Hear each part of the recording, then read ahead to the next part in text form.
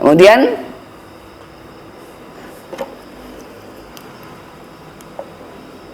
enam ya. Yang keenam, seorang murid hendaknya tidak menyebarkan rahasia mualimnya, tidak menggibahnya, tidak menolak ketika mendengar gibahan yang ditujukan kepadanya. Jikalau ia tidak mampu, maka ia meninggalkan majelis tersebut. Seorang murid hendaknya tidak menyebarkan rahasia mualimnya, tidak boleh menyebarkan rahasia gurunya. Misalnya gurunya ada kebiasaan kurang bagus, gurunya senangannya ngupil, ustadz kaya senangannya ngupil, atau ada yang latah. Jadi ada yang ustadz itu kadang-kadang ngomong, jadi begini, begini, gitu. Akhirnya dihitung, ini sepeng telulas cah. Ada saya punya guru SMA itu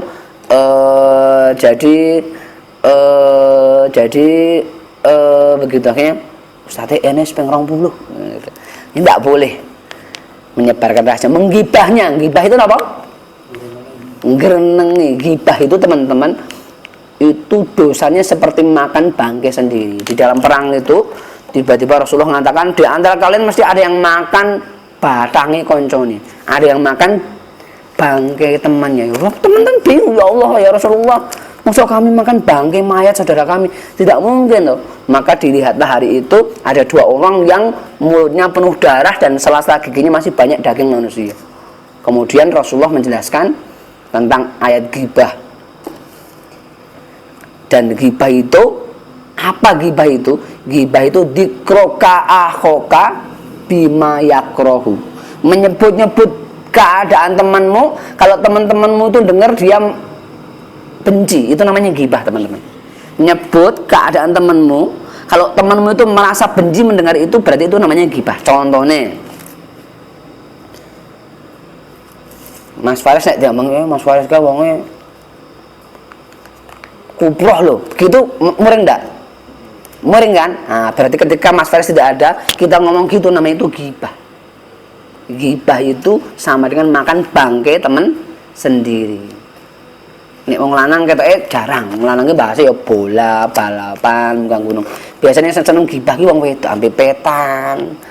Ngomong, kae lho ndek motor telu padahal mau utangan gitu. Kae lho bisnis ora mlaku kok bangun terus. Itu ghibah namanya. Kita harus menghalangi seperti itu.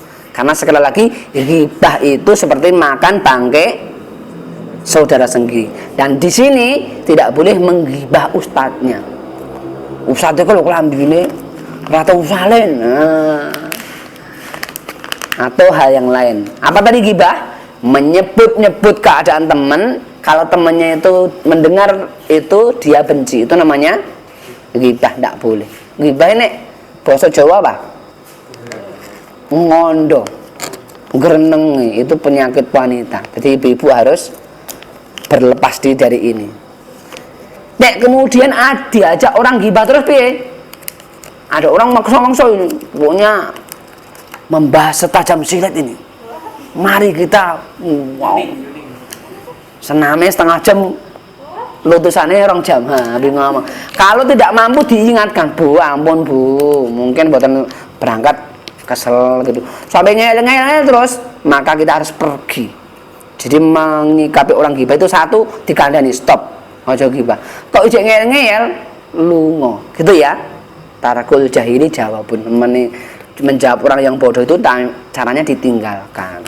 Apalagi terhadap ustadznya tidak boleh, maka ia harus meninggalkan majelis tersebut. Kalau tidak mampu menstop orang yang senangannya ghibah.